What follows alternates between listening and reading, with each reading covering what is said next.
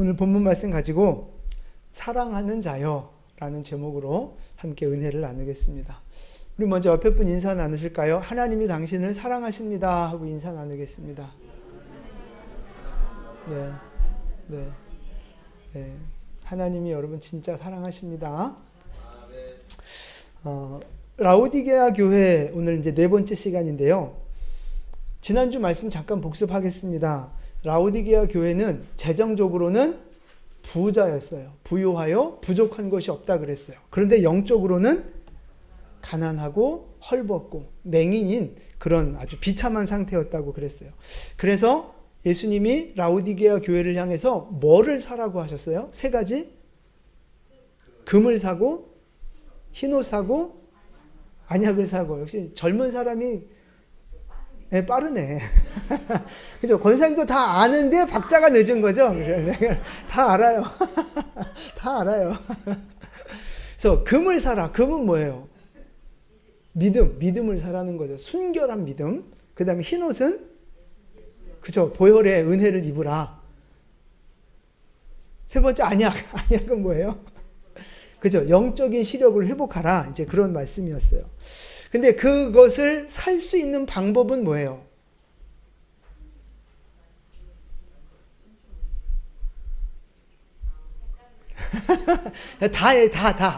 이게 다 정답이에요. 대가를 지불해야 사는 거잖아요. 그러니까 그 대가 지불이 뭐냐? 바벨론에서 나오는 거. 내 욕심을 내려놓는 그 대가.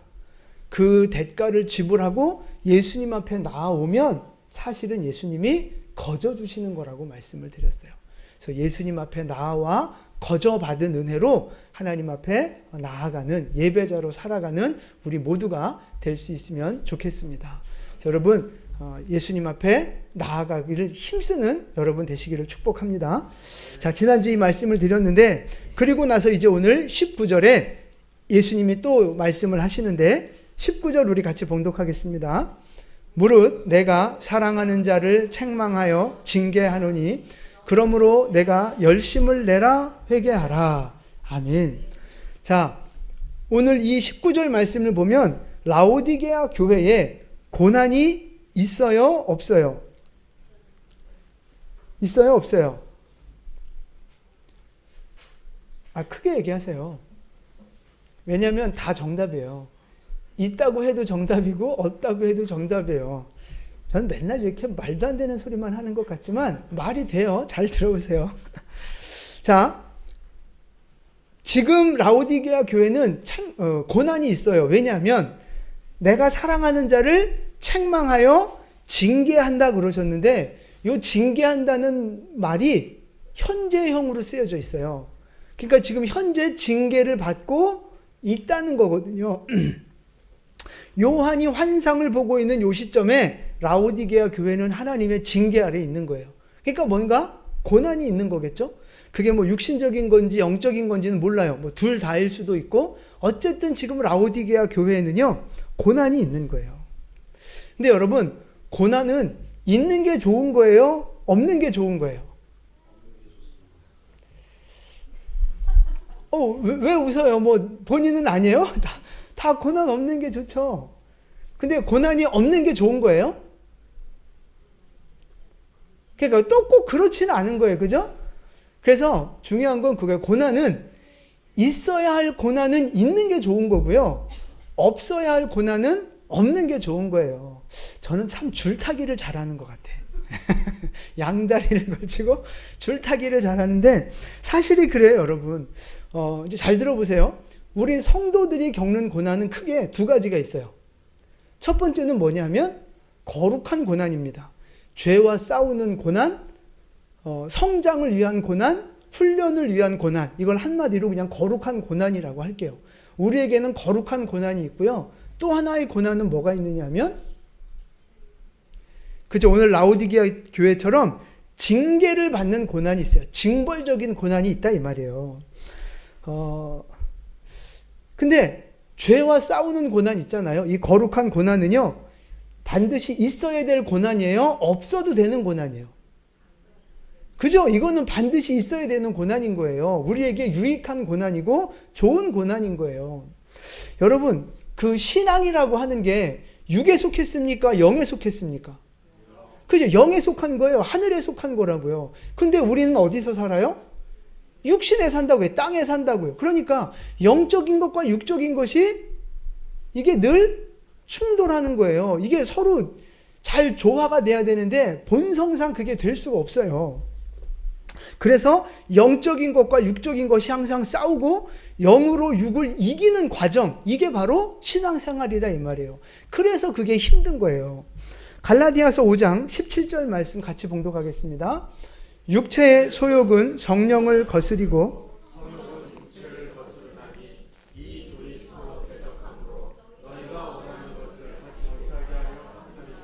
아멘. 육체의 욕심이 있고 영의 욕심이 있어요. 이게 서로 항상 충돌을 한다는 거죠. 그래서 하나님이 원하시는 대로 살지 못하게 만든다 이 말이에요. 그러니까 우리 인생이라는 게 애굽에서 종노릇 하다가 이제 구원받아 자유를 누린 거잖아요. 그러니까 우리 안에, 이 육체 안에 어떤 습성이 남아있어요? 노예 근성이 남아있다고요. 죄의 습성이 남아있는 거예요. 죄의 그 문화 속에서 살던 그 모습들이 우리 안에 남아있는 거예요. 근데 그거를 버리고 거룩을 향해 나아가고 영적인 세계를 향해 나아가려고 하니까 쉽겠어요? 어렵겠어요? 어렵다고요. 그래서 그게 고난인 거예요. 그 사진 하나 보여주세요. 왕자와 거지, 여러분 저 책 보셨어요? 이야기 아시죠? 거지를 데려다가 왕자하고 똑같이 생겼다고 이제 왕궁에 이제 있는 거예요. 그러면 다리 밑에서 손으로 밥 퍼먹고 그냥 아무 교육 없이 그냥 막 살다가 왕궁에 들어가서 좋은 옷을 입고 거기 어떤 그 예절을 지키면서 그 왕자로 살아가는 삶이 좋아요, 안 좋아요? 안 좋아요? 좋은 거죠. 좋은 건데 문제는 거지로 규칙 없이 살다가 왕궁에서 규칙을 갖고 살려니 그게 힘든 거죠. 바꿔가는 게 힘든 거예요. 옷도 좋고 음식도 좋고 만나는 사람들도 다 세련되고 고급되고 막 다 모든 것이 좋아요. 근데 내가 다리 밑에서 살던 그 모습을 버리고 빨리 깨트려야 내가 이 왕궁에서 진짜 복을 누린다 이 말이죠. 근데 이거를 깨트리지 못해, 이 옛습성을 버리지 못하면 왕궁에 있어요. 분명히 좋은 곳에 있어요. 그런데 그게 괴로운 거야. 아, 왜 이렇게 왕궁은 힘들어? 왜 이렇게 왕자 옷은 왜 이렇게 막 불편해? 뭐 이렇게 막 지킬 게 많아? 그게 불편해지는 거예요. 불편해지는 거. 여러분, 그게 얼마나 안타깝고 어리석은 일입니까? 안 그래요?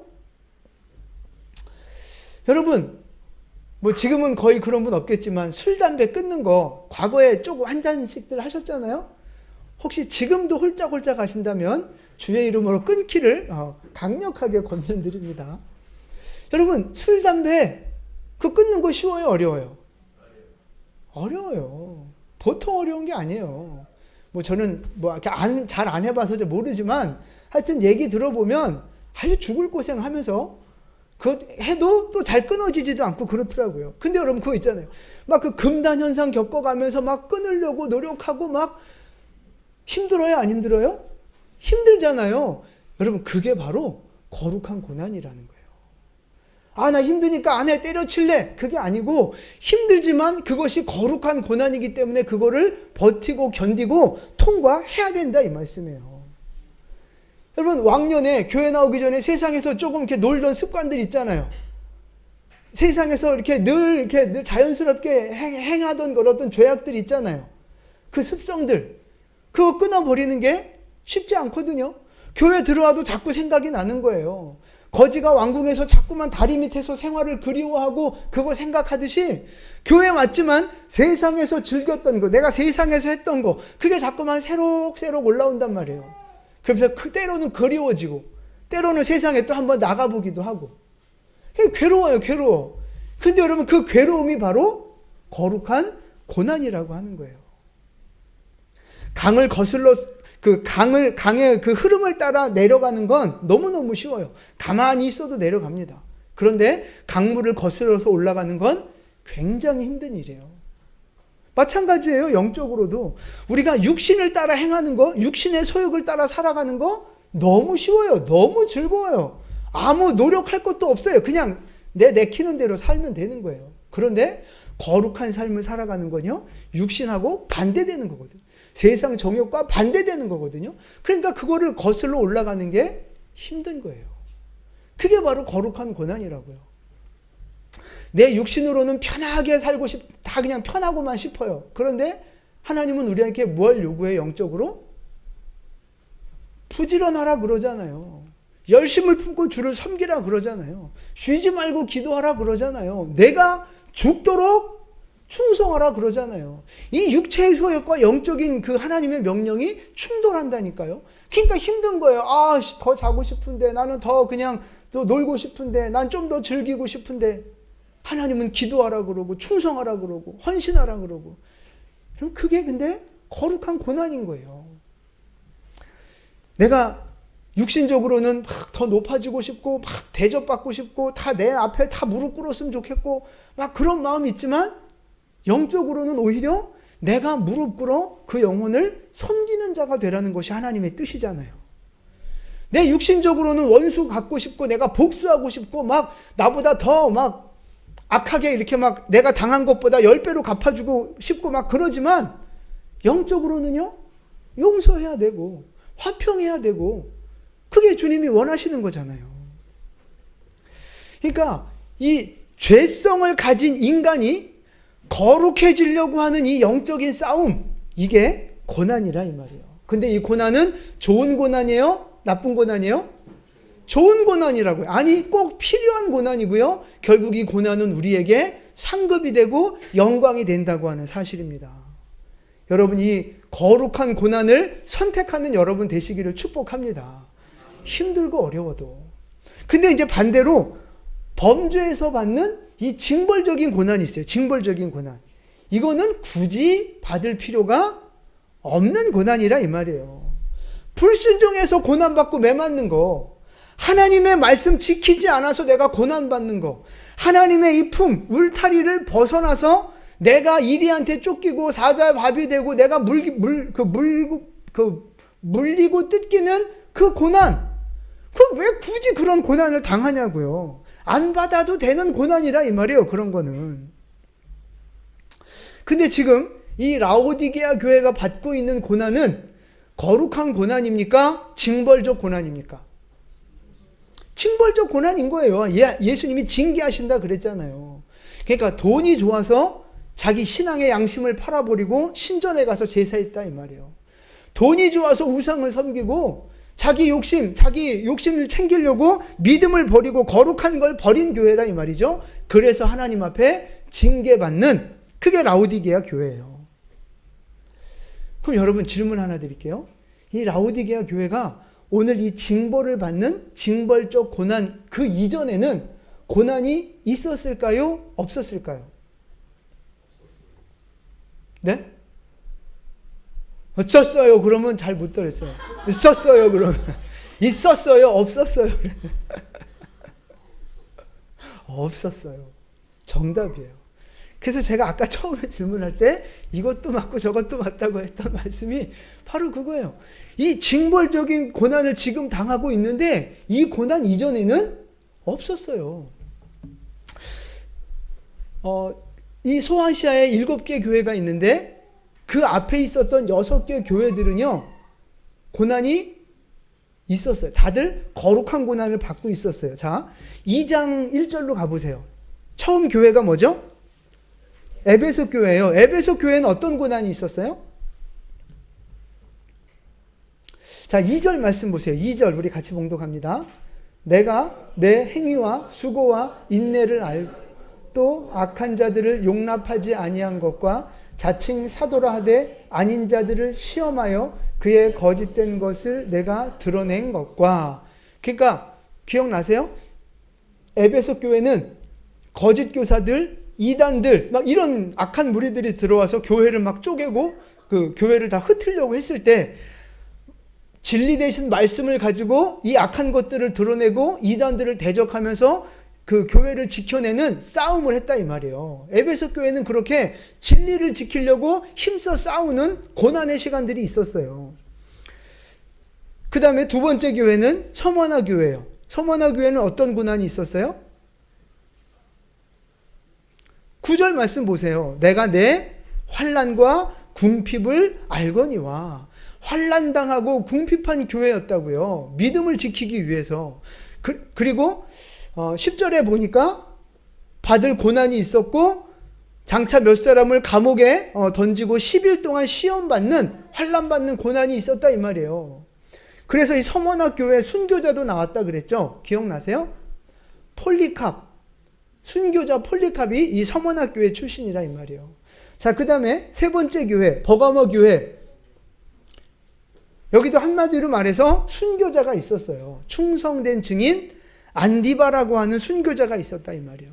그러니까 그 뒤에도 다 마찬가지예요. 시간 관계상 살펴보지 않겠지만 이 소아시아에 있는 교회들이 다 박해를 견뎌내는 고난을 받았다 이 말이에요. 징벌적 고난이 아닌 거룩한 고난, 믿음을 지키기 위한 고난을 감수하고 있었던 교회들이에요. 그런데 마지막에 있는 이 라오디게아 교회는 아무리 읽어봐도 고난을 겪었다는 말이 없어요. 박해를 받았다는 영적 전쟁을 했다는 기록이 없어요.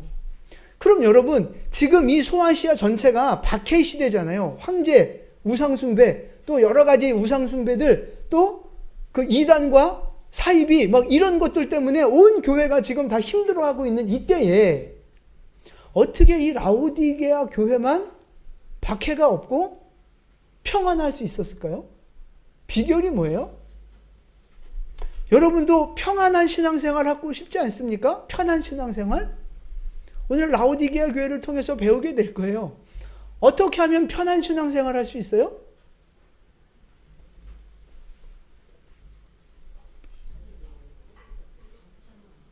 그쵸? 세상하고 타협하면 되는 거예요. 세상하고 손잡고 같이 죄에 동참하면 되는 거라고요. 그러니까 세상이 미워할 짓을 안 하면 돼. 세상과 타협해서 박해받을 짓을 안 하면 되는 거예요. 그러니까 세상이 하지 말라 그러면 안 하면 되고, 세상이 야 너 신전에 와서 같이 제사 드려, 그럼 그냥 가서 제사 드리면 되는 거예요. 그리고 또 주일날은 또 교회 오고 그럼 되는 거예요. 그러니까 세상이 하지 말라 그러면 안 하고, 세상이 하라 그러면 하고, 아주 세상에 순종적인 교회가 되면 환난이 없어요. 하나님 앞에 순종하지 않고 세상에 순종하잖아요. 그럼 환난이 없다니까요. 편하게 신앙생활 할 수 있는 거예요. 편하게. 자, 사진 하나 보여드릴게요. 여러분, 이게 좀 유명한 사진이긴 한데 무슨 사진이에요? 일제강점기 때 신사참배하고 있는 사진입니다. 신사참배. 한국 교회가 저 신사참배 때 하여튼 90% 이상이 신사참배에 동참을 했어요. 거룩함을 포기하고 신사참배라는 걸 받아들인 거죠. 그래서 신사참배한 교회들은 고난이 있어요? 없어요? 없어요. 일제가 시키는 대로 하니까 그냥 여전히 예배드리고 절하고 예배드리고 절하고 뭐 교회 뭐 일하고 하면 되는 거예요. 큰 고난이 없어요. 그냥 신사참배에 동참하면 고난이 없다고요. 그런데 신사참배를 거부하고 그 일제에 그 저항했던 그런 교회 목사님들이 있었어요. 그런 분들은 어떻게 됐어요? 그냥 교회가 폐쇄됐어요. 교회가 문을 닫고 이렇게 건물이 무너지기도 하고, 목사님과 성도들은 감옥에 가서 고문받고 때로는 순교도 하고, 그런 아주 극심한 박해를 받았다고요. 최근에도 마찬가지예요. 코로나 유행 때 정부에서 예배를 금지시켰잖아요. 정부에서. 근데 교회들마다 또 다 달라요. 일제시대하고 똑같아요. 이 정부의 정책에 순종해서 예배를, 교회 문을 닫고 예배를 안 드리는 교회들 많습니다. 더군다나 모범적으로 방역에 동참했다고 정부로부터 칭찬받은 교회들도 있어요. 꼭 나쁘다 이제 이렇게 말하기는 그렇지만, 그런 교회들은요, 큰 어려움 없이, 물론 이제 재정적인 여러 가지 문제들 뭐 이렇게 해서 이제 교회가 그 문을 닫은 교회도 뭐 한국교회 만교회가 된다고 그래요. 근데 어쨌든 큰 고난 없이 모이지 말라면 안 모이고 20명만 모이라 그러면 20명만 모이고 막 이러면서 그냥 큰 문제 없이 박해 없이 그냥 그 코로나 시대를 지나갔다고요. 그런데 예배를 금지한다고? 이건 말도 안 돼! 이러면서 끝까지 예배를 지키고 고수했던 교회들, 목사님들이 있어요. 성도들이 있다고요. 그런 교회들은 어떻게 됐어요? 정부의 박해를 받았어요. 뭐 이 일제시대나 로마시대의 박해에 비한 아무것도 아니지만 정말 보세요. 이 교회 시설 폐쇄했잖아요. 물론 이 기간이 지나고 나면 다시 또 열어주긴 했지만 공식적으로 예배를 금지하는 일들이 있었다고요. 시설 폐쇄가 되기도 하고 뭐 우리 교회도 경고장 받았죠. 세상의 비난을 다 받은 거예요. 고난 당하는 거죠. 교회가 마치 코로나의 원흉인 것처럼 온갖 중상모략을 다 당했단 말이에요. 교회가. 예배를 지키는 교회들은 그런 고난을 당했고 예배 그 정부에 순종해서 예배를 멈춘 교회들은 큰 고난이 없이 그냥 지나갔다고요. 그럼 그 원리가 그거예요. 세상에 타협하고 굴복하면요 고난 없어요. 그냥 편하게 신앙생활 할 수 있는 거예요. 그런데 말씀을 지키고 거룩을 지키기 위해서 저항하면 죄와 타협하지 않으면 고난이 오는 거라고요. 고난. 그러니까 라오디게아 교회가 지금까지 어떻게 살아왔어요? 세상하고 타협하면서 돈을 위해서라면 자기 욕심과 성공을 위해서라면 얼마든지 세상과 타협하면서 지금 편하게 살아왔다고요. 편하게. 그런데 그 결과가 뭐예요? 오늘 19절에 보니까 누구의 책망과 징계를 받아요? 예수님이 직접 책망하시고 예수님의 징계를 받는 징벌적 고난을 당하고 있는 거예요. 그러니까 거룩한 고난을 피하잖아요? 그러면 징벌적 고난이 오는 거예요. 거룩한 고난이 싫다고, 내가 믿음의 싸움을 싸우기 싫다고, 내가 편하게 신앙생활 하겠다고 거룩한 고난을 피하잖아요? 그러면 하나님으로부터 오는 징벌적 고난을 당하게 돼 있다 이 말씀이에요. 여러분, 우리가 선택해야 할 고난이 뭡니까? 어떤 고난을 선택해야 돼요? 어차피 우리 인생은 고난이에요. 이렇게 사나 저렇게 사나 우리 인생은 고난이라고요. 그런데 거룩한 고난을 선택할 건지 징벌적 고난을 선택할 건지 내가 결정해야 되는 거예요. 우리가 선택해야 할 고난은 뭡니까? 거룩한 고난이라는 거예요. 나를 변화시키기 위한 고난, 외부의 압력과 어떤 박해를 이겨내기 위한 고난, 말씀대로 순종하며 거룩한 삶을 살아내는 고난, 그 거룩한 고난을 우리는 선택해야 할 줄로 믿습니다. 할렐루야. 디모데후서 1장 8절 말씀 같이 볼게요. 같이 봉독합니다. 오직 하나님의 능력을 따라 복음과 함께 고난을 받으라. 아멘. 복음, 기쁜 소식, 좋은 소식, 축복이지만 그 축복만, 복음만 오는 게 아니에요. 복음과 함께 고난이 오는 거라고요. 고난. 그거를 같이 받아야 되는 거예요. 여러분, 예수님도 십자가 고난을 감당하셨잖아요. 거룩한 고난을 선택하셨잖아요. 그러니까 우리도 그러라고 하는 거예요. 네 십자가를 지고 나를 따르라. 내가 거룩한 고난을 선택한 것처럼 너도 거룩한 고난을 선택해서 나를 따르라 말씀하시는 거예요. 여러분, 거룩한 고난을 선택하는 여러분 되시기를 축복합니다. 세상이 주는 박해, 그거를 이겨내기, 외적인 고난을 이겨내는 그 거룩한 고난을 우리는 선택해야 되는 거예요. 앞으로 이제 말세가 다가오는데 어떤 시대가 올지 우리는 알 수 없어요. 정확하게 알 수 없어요. 그러나 분명한 건 우리는 그 외부의 우리의 신앙을 깨트리는 외부의 박해로부터 우리는 거룩한 고난을 선택하며 싸워야 할 줄로 믿습니다. 원래 이 기독교가 프로테스탄트예요. 프로테스탄트. 저항하는 사람들이라고요. 죄에 저항하고 잘못된 것에 저항하고 하나님을 대항하는 것을 향해서 저항하는 것이 바로 이 기독교 프로테스탄트의 믿음이라고요. 여러분 그걸 잊으시면 안 돼요. 평화, 사랑, 여러분 이런 것에 속으시면 안 된다고. 하나님이 주시는 평화, 하나님이 주시는 사랑이 중요한 거지 세상의 거짓된 평화에 속으시면 안 된다는 거예요. 또 우리 내면의 성장을 위한 고난 있잖아요. 내 마음과 생각 속에 수많은 갈등과 고민들, 아까 말씀드렸던 그 거룩해지려고 우리가 겪어야 하는 고난들, 여러분 포기하지 마세요. 힘들고 어려워도, 때로는 실패해도 포기하지 마세요. 다시 그 거룩한 고난을 선택하며 전진하는 여러분 되시기를 축복합니다.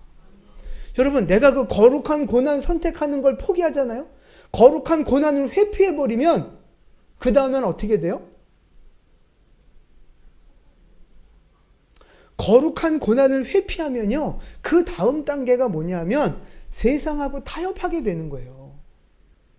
거룩함을 포기하면 당연히 세상하고 타협하게 된다니까요. 그러면 영적인 싸움을 싸울 필요가 없어지는 거예요. 영적인 싸움을 안 싸우면 뭐가 없어요?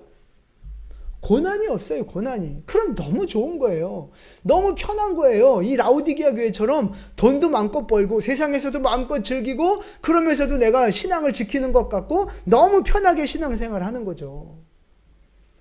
그런데 그 즐거움은 오래가지 않는다는 거예요. 그 뒤에 반드시 뭐가 따라와요? 징벌적 고난이 따라온다고요. 징벌적 고난. 자, 학개서 1장 6절 말씀입니다. 같이 봉독할게요. 너희가 많이 뿌릴지라도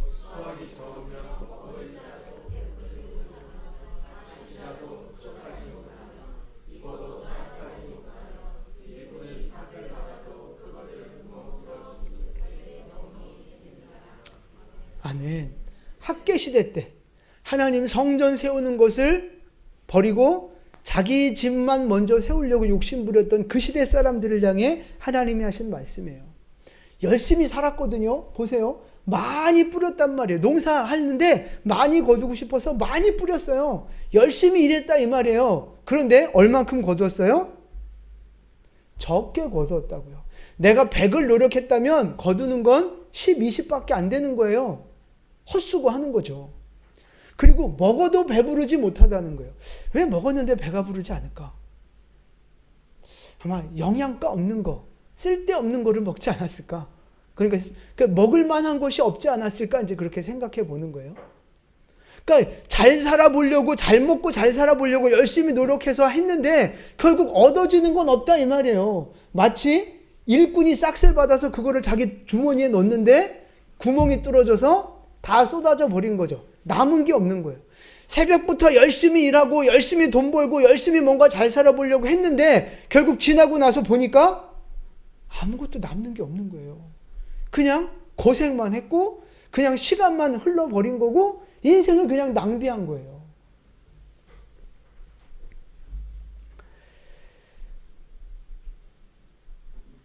물질적인 고난이 올 뿐만 아니라 또 무슨 고난이 오느냐? 영적인 고난이 오는 거예요. 자, 아모스 8장 11절 말씀입니다. 주 여호와의 말씀이니라. 보라, 날이 이를지라. 내가 기근을 땅에 보내리니 양식이 없어 주림이 아니며 물이 없어 가람이 아니요 여호와의 말씀을 듣지 못한 기갈이라. 아멘. 하나님이 이 땅에 기근을 보내신다는데 가뭄이 오게 하신다는데 그게 이 육신적인 물질적인 기근과 가뭄이 아니라 영적인 가뭄이라는 거예요. 영적인 가뭄. 다시 말해서 말씀을 보내지 않으신다는 거예요. 말씀. 여러분 말씀을 보내지 않아 말씀을 듣지 못하면 연쇄 반응으로 일어나는 게 뭐예요? 말씀이 없으면 믿음이 약해진다고요. 의심이 생기는 거예요. 기도가 안 되는 거예요. 그러면서 점점 영적으로 약해지고 무너지는 거죠. 그걸 영적인 기근, 영적인 굶주림, 영적인 목마름이라고 하는 거예요. 그러니까 영적인 가난 상태에 빠지는 거예요. 그러니까 하나님을 떠나서 하나님의 징벌적 고난을 받으면 어떻게 되느냐? 아무리 열심히 잘 살고 싶어서 노력해도 결국 손에 남는 게 없는 거예요. 그 육신적인 고생만 하느냐? 아니요. 영적으로도 마음에 평강이 없어요. 기쁨이 없어요. 소망이 없어요. 열심히 산다고 샀는데 결국 다 잃어버린 거죠. 물질 잃어버리고 신앙 잃어버리고 천국 소망 잃어버리고 인생이 비참하게 되는 거예요.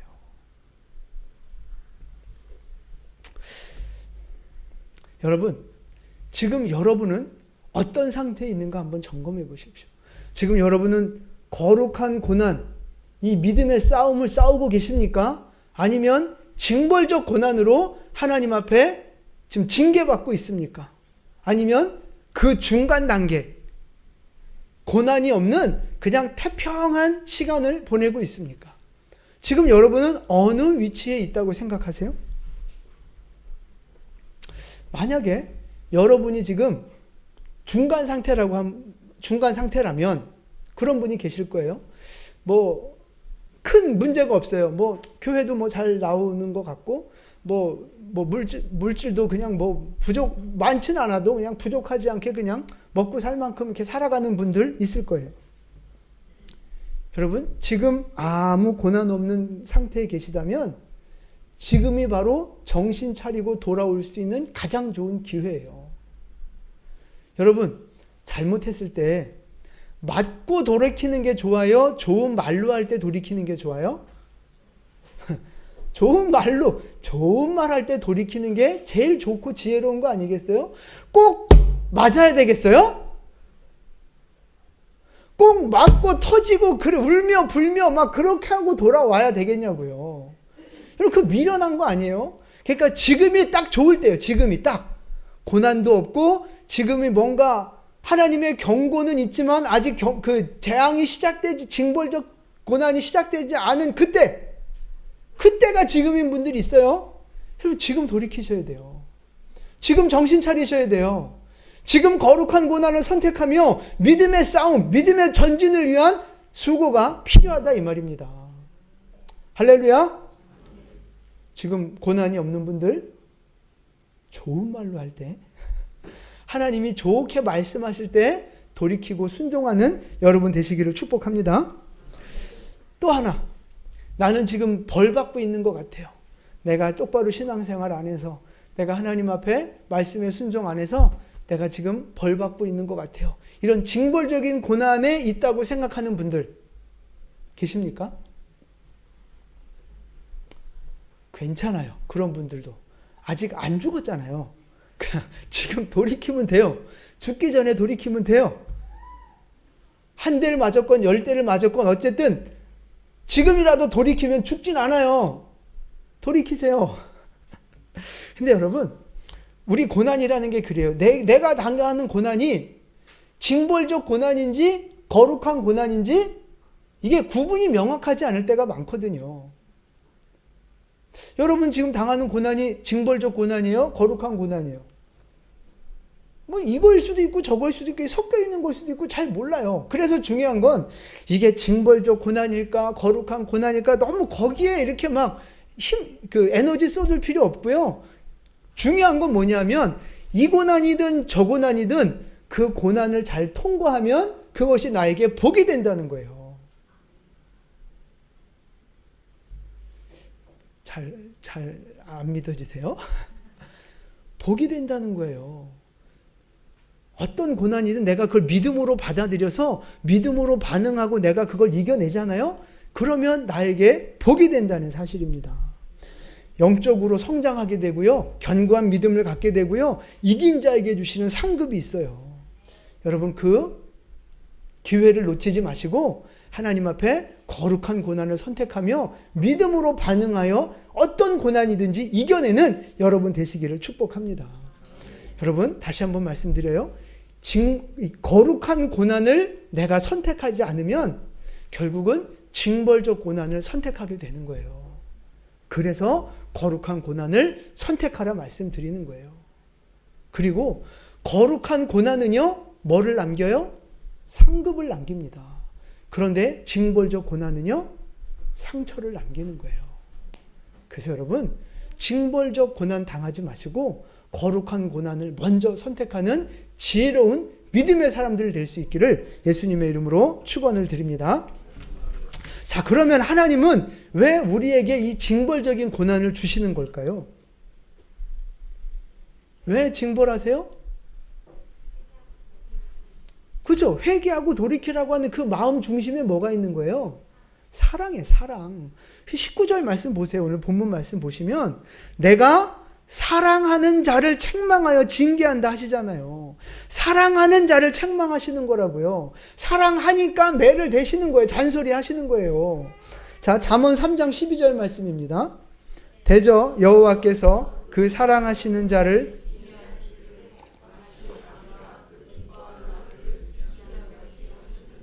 아멘. 여러분, 징계는요, 잔소리는요, 사랑하니까 하는 거예요. 사랑하지 않으면 잔소리조차 하지 않아요. 그래서 사랑의 반대말은 뭐예요? 사랑의 반대말 미움이 아니에요. 무관심이에요. 무관심. 무관심하잖아요. 그럼 잔소리 안 해요. 무관심하면 신경 쓰지 않는다니까요. 그러니까 지금 때릴 때, 잔소리할 때, 그때가 아직 하나님이 나를 사랑하시는구나. 나한테 기회를 주시는구나. 좀 이렇게 받아들이셔야 돼요. 우리 학생들, 엄마 아빠가 훈화의 말씀을 주시는 걸 훈화의 말씀, 생명의 말씀으로 안 받고 무슨 말씀으로 받아요? 잔소리로 받아요. 잔소리. 그러면 잔소리 할 때가 좋은 거예요. 잔소리 할 때가. 잔소리. 아직 너를 포기하지 않았다는 증거야. 아직 너를 사랑하신다는 증거야. 그게. 진짜 포기하잖아요. 뭘 하든지 그냥 신경 안 쓰고 내버려 두면 여러분 그거는 진짜 비참한 거예요. 근데 사람들은 그렇게 벌을 받고 매를 맞으면 나를 사랑하시는구나. 아직 나를 포기하지 않으셨구나. 감사하면서 감격의 눈물을 흘려야 되는데 어떻게 해요? 오해, 원망한다고. 왜 나만 미워해? 왜 나만 싫어해? 그런다고. 멍청하다니까, 멍청하다. 싫어해서, 미워해서 혼내는 게 아니라 사랑해서 혼내는 건데 이 멍청한 우리 인간은 항상 그걸 미움으로 받아들이고 해석한다고요. 자, 그래서 하나님이 하시는 말씀이 히브리서 12장 5절이에요. 내 아들아, 주의 징계하심을 경히 여기지 말며 그에게 꾸지람을 받을 때 낙심하지 말라. 아멘. 낙심하지 말래요. 미워해서 그러는 거 아니니까 낙심하지 말라고요. 사랑해서 잔소리하는 거니까 오히려 소망을 가지시라고요. 아멘. 그러니까 고난 가운데 있는 여러분, 이게 징벌적인 고난이라면 그거 감사하셔야 돼요. 하나님이 나를 지금 돌이키라고 기회를 주고 계시는구나. 자, 또 하나 보세요. 주님이 징계하실 때 뭐 하지 말라고요? 경히 여기지 말라고요. 소홀히 무시하지 말라고요. 경고를. 그러니까 하나님이 하시는 말씀을 한 귀로 듣고 한 귀로 흘려보내고 나 그거 알아 하고 그냥 지나치지 말라고요. 지금도 이게 계속 경고의 말씀을 하나님이 하고 계시잖아요. 여러분, 이 말씀을 좀 새겨 들으시라고요. 한 귀로 듣고 한 귀로 흘러가면 결국 이 평안의 때가 지나면 징벌적 고난이 온다고요. 왜 그 어리석은 길을 걸어가냐고요. 주님의 징계를 경히 여기지 마시고 가슴으로 새겨 들으시기를 축복합니다. 그래서 나를 바꾸고 나를 고칠 때 그것이 내게 복이 되는 거예요. 복. 근데 사람들이 이걸 잘 안 해요. 부모님이 하는 이야기도 잔소리로 들리고 목사님이 이렇게 설교를 해도 또 잔소리 한다 그러고 또 깐다 그러고 이상하게 받아들인단 말이에요. 자, 예레미야 2장 30절 말씀 같이 봉독합니다.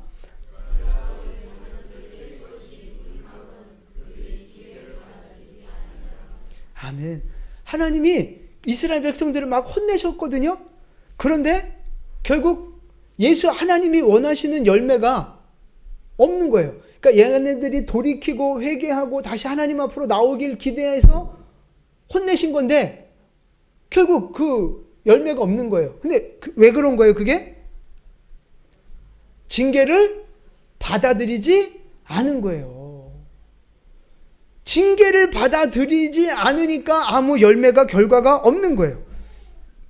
그러니까 쉽게 말해서 혼냈는데 고치지 않은 거예요. 너희놈 새끼 이렇게 하지 말고 똑바로 해. 매는 맞았는데 그대로 사는 거예요. 살던 대로 또. 자기 고집대로 또 살고 있는 거예요. 그러니까 하나님의 징계가 무익한 거예요. 무익한 거. 여러분, 왜 징계를 받아들이지 않을까요?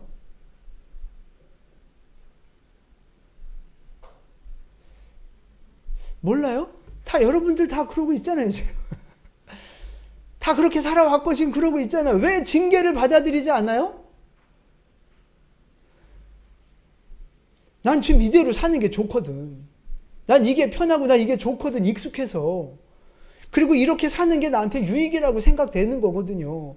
그러니까 바꾸기 싫은 거예요. 바꿀 이유가 없는 거예요.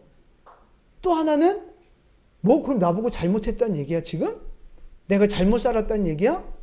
자기 잘못을 인정을 안 하는 거예요. 자기 잘못을 못 깨닫는 거예요. 그러니까 누가 이렇게 막 잘못을 지적할 때 그랬군요. 내가 잘못한 거군요 라고 받아들이는 사람이 있어요.